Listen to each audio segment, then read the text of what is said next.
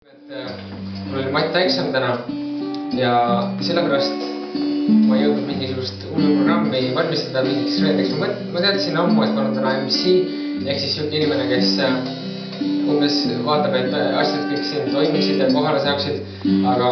jah, ma ütleme nii, et ei ole hullud programmi siin korraldanud ja ei ole hulle game show'sid teile mõelnud täna. Aga ma arvan, et see on just see hea aeg, et me ei pea olema nii hullult mingis vormis kinni ja nii hullult püüdlema mingi hullu programmi poole, vaid lihtsalt on nii kihvt, et me saame olla siin koos ja tõesti nagu südamest Jumala ees, et meil ei ole nagu iseenesest inimlikult mitte midagi hullu värki siin nagu pakkuda, aga samas ma usun, et sülistus, mis siin on ja see siirus, kui sa nagu lihtsalt südame avad Jumalale, siis see on midagi võimast ja midagi palju paremat kui mingid hullud mängud, game show'd ja muud asjad, nii et jah.